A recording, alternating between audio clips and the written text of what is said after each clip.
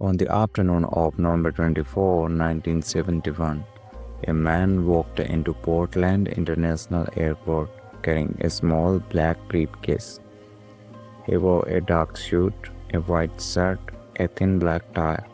Nothing about him stood out. That was the point. He approached the counter calmly and purchased a one-way ticket to Seattle under the name Dan Cooper. He paid in cash. He didn't rush. He didn't ask questions, just another businessman traveling before Thanksgiving. Or so it seemed. The flight was short, less than 30 minutes in the air. As the Boeing 727 climbed through the cloud, the man took his seat near the back. He ordered a bourbon and soda. He lit a cigarette. He appeared relaxed. Then, without urgency, he leaned forward and handed a folded note to the flight attendant. At first, she didn't read it. She assumed it was a phone number. When she finally opened the note, her expression changed. It said, "I have a bomb." She looked at him. He didn't smile. He didn't threaten. He calmly asked her to sit beside him. When she did, he opened the briefcase just enough for her to see inside. Wires, cylinders, a battery. Whether it was real didn't matter. What mattered was that he understood how fuel works. He spoke quietly, like a man ordering room service.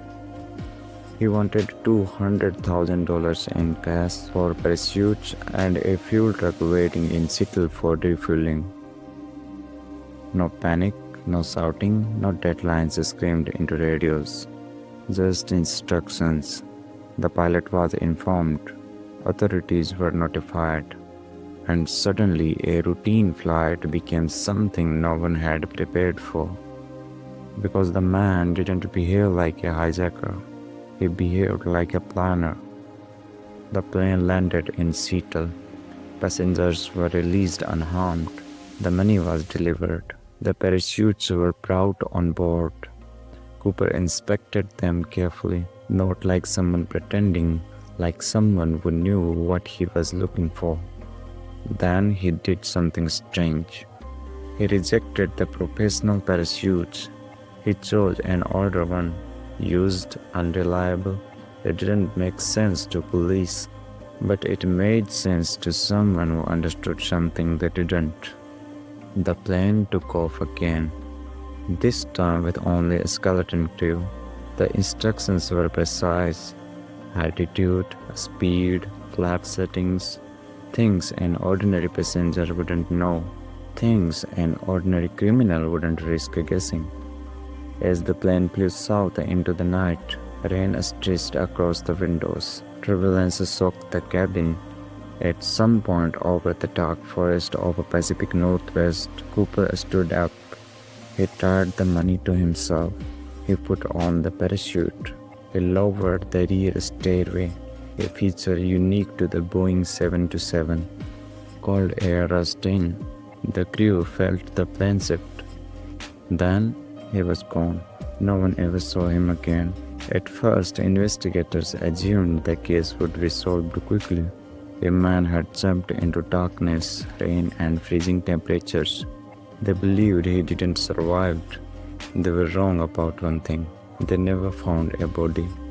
In the days after the jump, the forest stayed silent.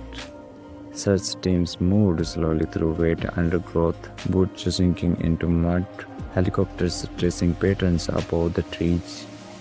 The terrain was unforgiving: steep ravines, swollen rivers, endless evergreen swallowing sound. If a man had fallen here unprepared, there would have been evidence. There wasn't.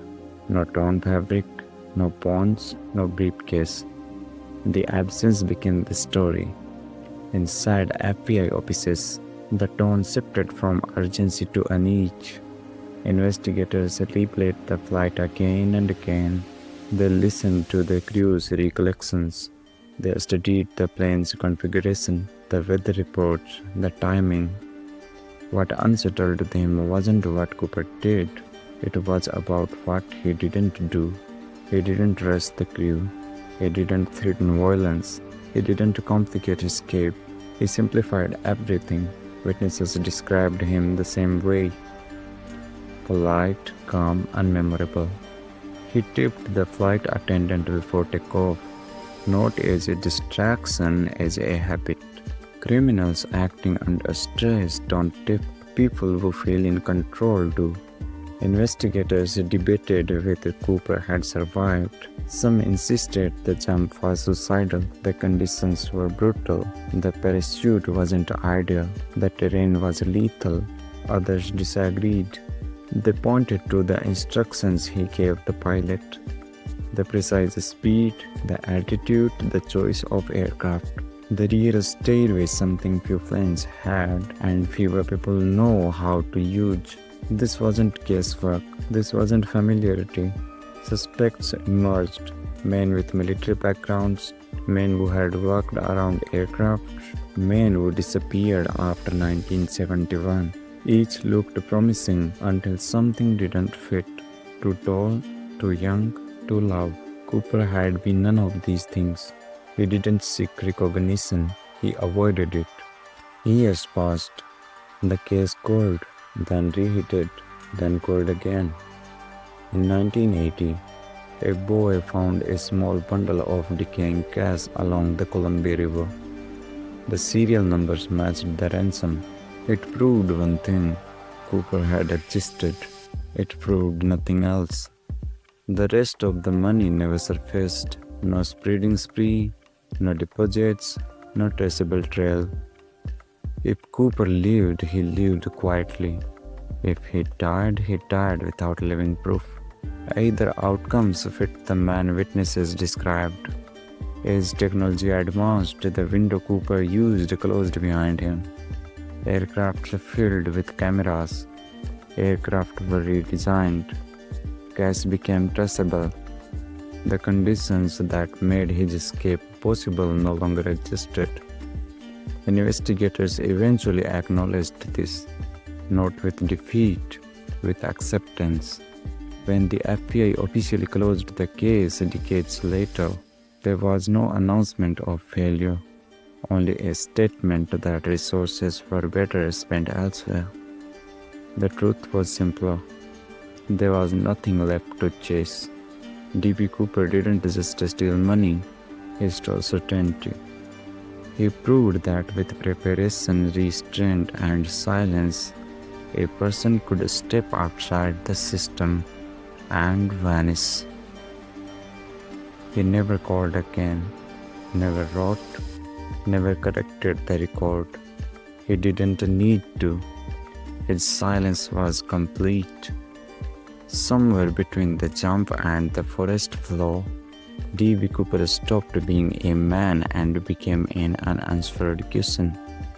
And unanswered questions don't age, they just wait.